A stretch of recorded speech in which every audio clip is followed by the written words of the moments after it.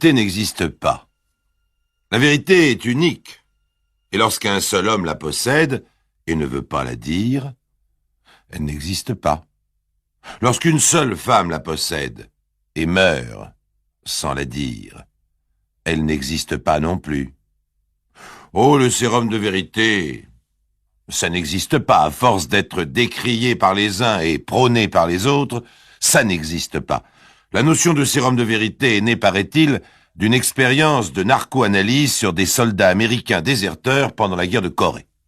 On voulait savoir si leur fuite était due à la lâcheté ou à la peur. Leur condamnation ou leur libération aurait dépendu de ce diagnostic.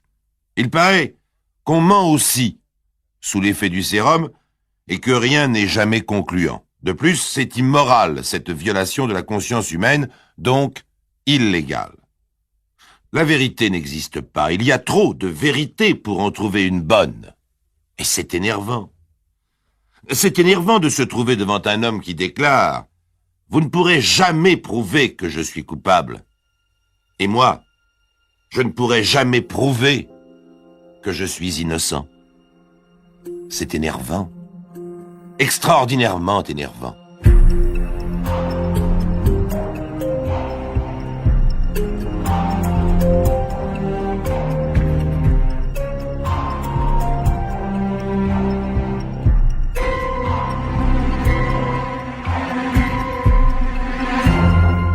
Je suis sûr que si je vous montrais maintenant la photographie de cet homme, la moitié d'entre vous dirait « il a une bonne tête » et l'autre moitié dirait « il a une tête d'assassin ». Nous sommes ainsi faits qu'en regardant le visage d'un homme soupçonné de meurtre, il nous est difficile de ne pas l'estimer subjectivement. Cet homme a 50 ans passés en 1956, époque de ce dossier bizarre.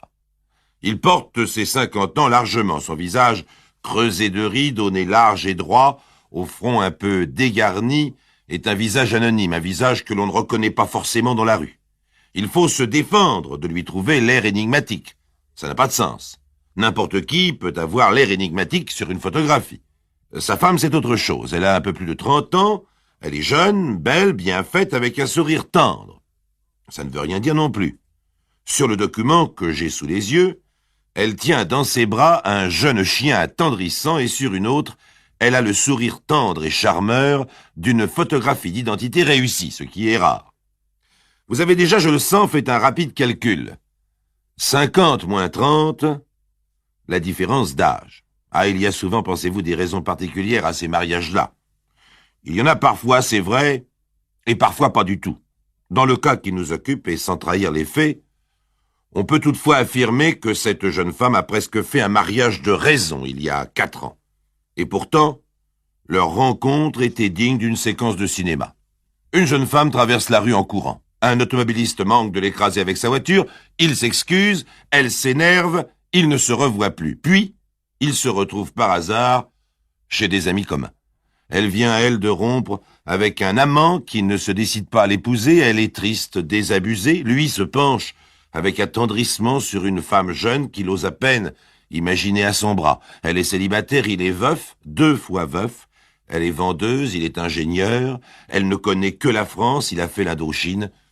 Il se marie. Elle par sécurité, mêlée de résignation, lui un peu par folie, en se disant que de toute façon, c'est la dernière fois. Ça c'est vrai. C'est la dernière fois. Lui c'est Jean. Elle, c'est Martine. Pas de nom, pas de lieu, si vous le voulez bien, car Martine va mourir, et Jean, qui sera soupçonné, accusé, mis en prison, retrouvera sa liberté qu'il a peut-être encore actuellement. C'est dans une petite maison isolée que le couple vit depuis 4 ans, et s'ils ont des problèmes, personne n'est au courant. La rumeur des voisins et des proches dit simplement « ils s'entendent bien ». Le 12 mars 1956, il est 13h15. Lui, Jean, vient de terminer de déjeuner. Il lit le journal. Elle est assise dans un fauteuil. C'est leur dernière conversation à deux. C'est leur dernière petite querelle. Même pas une vraie querelle d'ailleurs, si les termes et le sujet de cette querelle rapportés par Jean plus tard sont exacts. C'est Martine qui parle. Je voudrais que tu remplisses la feuille de sécurité sociale. J'ai 2 ordonnances, une pour les crèmes et l'autre pour les médicaments. Voyons, c'est pour ton eczéma? Montre-moi ça, je vais le faire. Il est 13h20. Jean examine les 2 ordonnances. L'une des 2 concerne des produits de beauté analergiques, mais sûrement pas remboursés par la sécurité sociale. Il la rend à sa femme. Mais ça ne marchera pas, garde-la. Martine se met en colère. Et pourquoi? Mais tu n'as qu'à t'arranger pour que ça passe quand même. Ah non, non, non. J'ai horreur de ce genre de petite mesquinerie. Martine boude. Elle disparaît dans la salle de bain. Il est 13h30. Jean remplit les papiers. Rappelle-moi ta date de naissance exacte, s'il te plaît. Pas de réponse. Martine boude toujours. Il est 13h40. Jean abandonne les papiers et s'apprête à partir, et sur le pas de la porte, il lance « Au revoir, Martine! Au revoir !» Toujours pas de réponse. Estimant qu'il s'agit d'une petite bouderie sans importance, Jean ne s'inquiète pas, il monte dans sa voiture pour se rendre à l'usine. Il aperçoit un de ses collègues sur le chemin, il s'arrête pour le prendre avec lui. Il est à son bureau à 14h, on ne fait rien de plus anodin comme dernière rencontre. Les autres faits les plus saillants étant que Jean s'est arrêté pour acheter un paquet de cigarettes et a passé l'après-midi à son bureau sans que quoi que ce soit laisse supposer une nervosité quelconque. En rentrant chez lui le soir, Jean rencontre son chien dans le jardin qui l'accueille en frétillant comme d'habitude. Il ouvre la porte d'entrée, traverse le couloir et aperçoit la porte de la cuisine entr'ouverte. Sur le seuil, une paire de mules roses.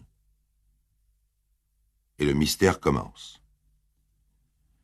Martine est étendue sur le sol de la cuisine, les bras repliés vers la tête. Elle est morte. Une seule blessure est apparente dans la position du corps sous le sein gauche. Près de la tête, le revolver de Jean, une arme qu'il a chez lui depuis son retour d'Indochine et dont il ne se sert jamais. Martine est presque nue, vêtue seulement d'un slip et d'une paire de bas. Le chat de la maison est assis près d'elle. Voici ce que fait Jean d'après ses déclarations. Mon premier réflexe est de vérifier si elle est morte. J'essaie de lui faire des mouvements respiratoires avec les bras qui sont encore tièdes. Je prends le revolver et je le pose sur la table de la cuisine de peur que le chat joue avec. Ensuite, je prends ma voiture pour aller à la gendarmerie. La porte est fermée et je ne pense pas une seconde à passer par la porte de derrière. Je cours à la mairie et pendant qu'on prévient un médecin, je fais un saut chez la tante de ma femme pour la mettre au courant. Là, j'apprends que ma femme devait justement rejoindre sa tante vers 2h30 de l'après-midi et qu'elle n'est pas venue. Lorsque les policiers examinent le corps, ils découvrent d'autres choses. Tout d'abord, une seconde blessure à la tempe. Ensuite, le soutien-gorge de la jeune femme par terre, dissimulé sous elle, légèrement déchiré et taché de sang. Puis, roulé en boule et dissimulé derrière le pied du buffet de la cuisine, la combinaison de la jeune femme, légèrement déchirée elle aussi, et portant aussi une petite tache de sang. Viennent ensuite les constatations des experts. La première balle, tirée du revolver 7,65 appartenant à Jean, était logée sous le sein gauche, à proximité du foie. Elle a provoqué une hémorragie interne et un coma. La seconde balle a été tirée dans la tempe droite et a traversé la boîte crânienne. Elle est allée se loger dans la cuisinière après une trajectoire d'environ 12 cm au-dessus du sol. 12 cm, cela suppose que la victime était couchée sur le sol. Il y a une troisième balle, plus exactement, une troisième douille vide, mais pas de balle nulle part. Cette douille présente la même oxydation que les autres et a pu être tirée en même temps que les 2 autres. Voyons maintenant comment se comporte le mari. Il est calme, extrêmement calme, bien qu'affecté par la mort de sa femme. Il pense qu'elle s'est suicidée. Martine était d'une sensibilité excessive et un peu déprimée ces derniers temps. Elle s'occupait de la SPA, des chats, des chiens perdus. Chaque fois qu'on lui parlait de les piquer, elle se mettait à pleurer. Elle pleurait facilement, surtout à propos des animaux. Je pense, dit-il, qu'elle avait les nerfs malades. Dans un premier temps, la police accepte cette version du suicide, d'autant plus que rien dans la maison ne permet de supposer que quelqu'un s'y est introduit. Rien non plus dans la vie de Martine, rien non plus dans la vie de Jean. Quant à la tante, Elle dit avoir reçu des confidences de sa nièce 8 mois avant le drame, et cette dernière lui aurait dit « La vie est trop cruelle, je ne la supporte plus, parfois je voudrais mourir. » Alors admettons, et imaginons la scène. Disons que la discussion entre les époux à propos de cette histoire de sécurité sociale a mis Martine à bout de nerfs. Lorsque le mari la quitte, elle est dans la salle de bain en combinaison. Elle se prépare à alléger sa tante. Et là, elle décide de se suicider. Elle va chercher le revolver, se rend dans la cuisine, elle ôte sa combinaison, la jette en boule sous le buffet, elle arrache son soutien-gorge, le jette par terre, puis elle se tire une première balle sous le sein gauche, à la place du cœur. Elle ne meurt pas, la balle s'est logée trop bas et atteint le foie. Elle s'évanouit à moitié, tombe par terre et tire une seconde balle dans la tempe droite. Cette fois-ci, elle meurt. Quant à la troisième balle, dont on n'a retrouvé que la douille vide, 2 solutions. Elle la tirait avant les 2 autres, par une fenêtre par exemple, pour voir si le revolver fonctionnait, et on n'a pas retrouvé la balle. Elle la tirait après les 2 autres, sans se viser, dans un geste incontrôlé, et la balle s'est perdue. Si vous m'avez bien suivi dans cette première hypothèse, vous constatez comme moi que 2 choses au moins ne vont pas. Le soutien-gorge était légèrement taché de sang, donc elle a tiré avant de l'ôter. Ensuite, la fenêtre de la cuisine était fermée, donc la troisième balle aurait dû être retrouvée. Reprenons la scène d'une autre manière. Martine est en combinaison, elle tire la première balle en glissant l'arme dessous. Ensuite, elle ôte sa combinaison pour voir la blessure, la roule et la jette sous le buffet. Elle arrache son soutien-gorge qui tombe par terre, elle s'écroule à son tour et tire la seconde balle. Là non plus, quelque chose ne va pas sans parler de l'étrangeté de la scène. La tache de sang que l'on a retrouvée sur le soutien-gorge est à l'envers de celui-ci et ne correspond pas à la blessure. Bon. Admettons encore tout cela. Examinons l'heure de la mort. Au plus tôt 13h30, au plus tard 14h30, selon l'examen digestif. Alors, si l'on choisit le plus tôt, c'est-à-dire 13h30, il faut admettre que Martine s'est tuée dans la cuisine pendant que son mari était dans la salle à manger et qu'il n'ait rien entendu. Inutile de vous dire ce qui ne colle pas dans cette version.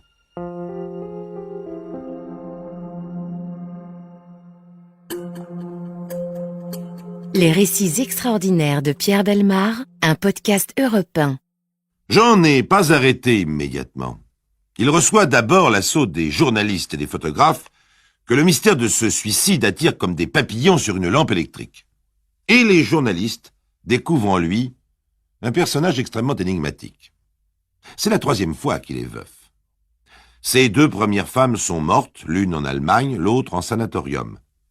Pendant quelques années, il a mené en Indochine une vie aventureuse, exerçant un métier difficile dans les plantations d'EVA sous les balles des Vietnamiens. Puis, rentré en France, il s'est lancé dans une autre aventure. Dans la maison qu'il s'est fait construire, une trappe donne accès sous les combles et Jean montre avec fierté aux journalistes son laboratoire secret.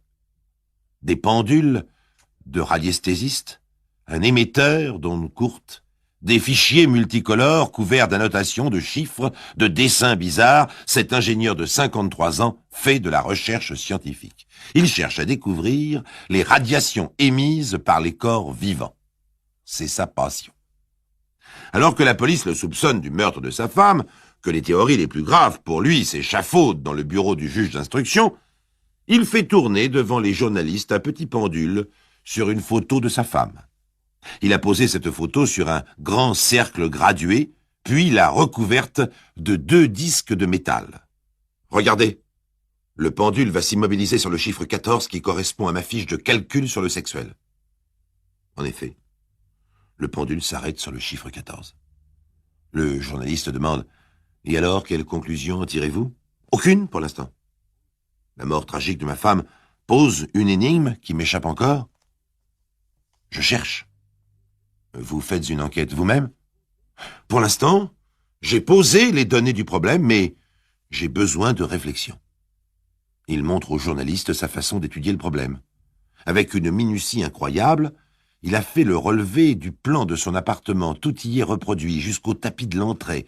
Dans la cuisine, une petite silhouette de femme, c'est le corps de sa femme, tel qu'on l'a retrouvé, avec l'emplacement de la combinaison, du soutien-gorge, du revolver, il y a même le chat.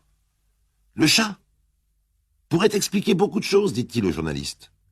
Je cherche à savoir s'il a pu jouer avec la combinaison de ma femme et l'entraîner sous le buffet de la cuisine.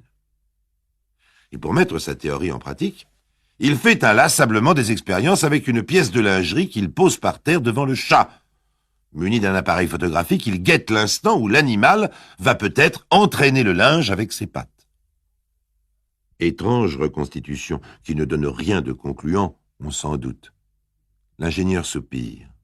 Tout est contre moi. La science et les experts sont contre moi. Mais ils se trompent. Ma femme s'est suicidée dans une crise de dépression. Il n'y a pas d'autre explication.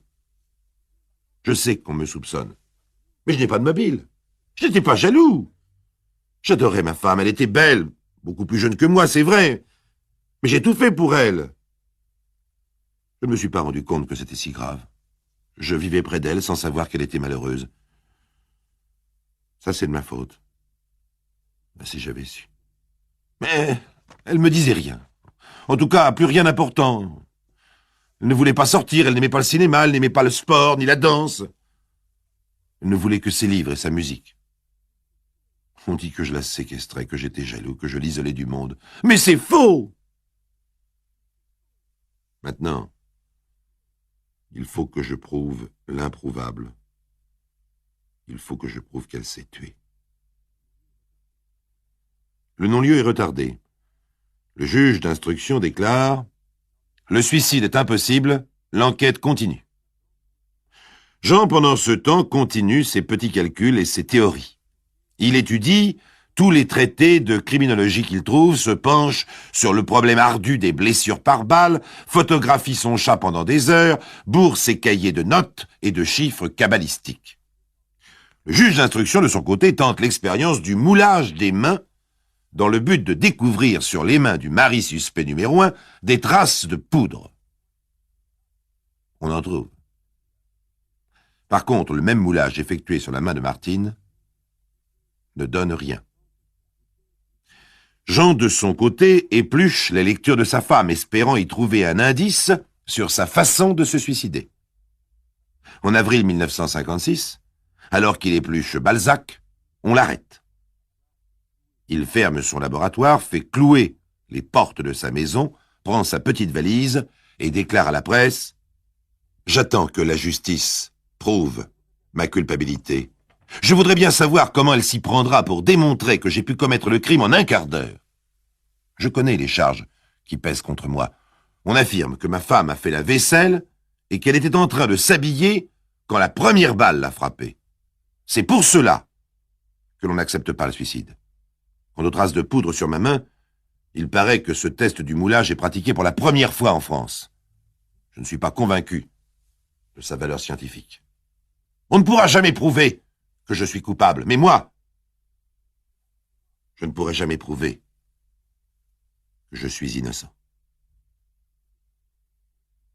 Au bout de 51 jours de détention à la prison de Clermont, une preuve en tout cas est faite, la seule possible. L'instruction n'a pas pu prouver la culpabilité. Le suspect n'a pas pu prouver son innocence. C'est la mise en liberté provisoire. Les résultats du test sont remis en question, toutes les polices du monde s'en méfient, même Scotland Yard. Que reste-t-il pour justifier les soupçons qui pèsent sur cet homme? Sur quoi baser une accusation devant les assises? Et si ce n'est pas sur le mari, sur quoi? L'enquête n'a rien trouvé d'autre. Rien d'autre que le mystère de cette combinaison roulée en boule et tachée de sang, le mystère de cette troisième balle, le mystère de ce suicide bizarre, si c'en est un. Lorsque le non-lieu est prononcé, Jean, déclaré veuf officiellement pour la troisième fois, fait cette réflexion curieuse. Je me demande si elle n'a pas combiné cette façon de se suicider pour me mettre en difficulté après sa mort. Une cartomancienne lui avait prédit un drame mortel avant ses 35 ans. Je le lui rappelais souvent pour m'amuser. Cette façon de mourir, c'est peut-être une vengeance posthume.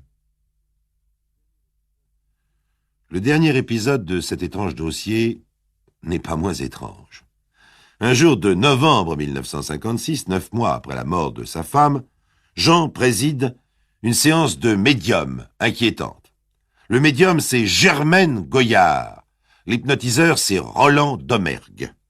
La séance est destinée à reconstituer sous hypnose la scène de la mort de Martine. Médium et hypnotiseurs ont l'habitude. Ils ont, paraît-il, découvert à eux deux des maladies inconnues, trouvé des trésors cachés, reconstitué des crimes, élucidé des disparitions, etc., etc. Alors, l'hypnotiseur pose ses mains sur la tête du médium et en 30 secondes, Germaine Goyard est endormie.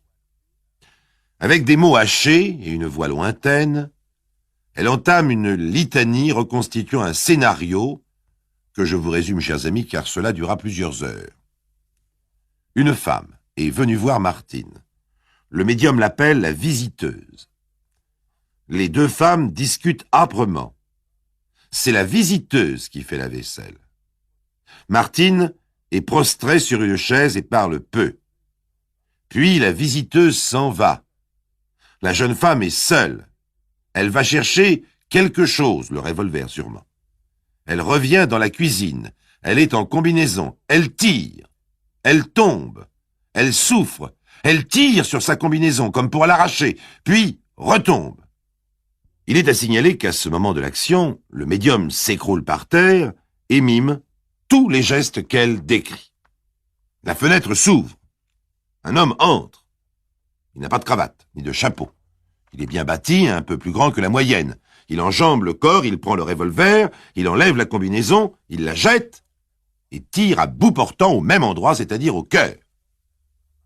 Le médium ne voit pas de blessure à la tête. C'est que, probablement, il n'y a plus de contact. La victime est morte. L'homme est supposé disparaître dans la forêt toute proche, et le médium le perd de vue, si j'ose dire. D'après les journalistes, cette séance était si insoutenable que tout le monde fut soulagé lorsque l'hypnotiseur éveilla son médium. Voilà. Vous en savez autant que tout le monde, ni plus, ni moins. Qui sait la vérité? Il n'y a pas de vérité.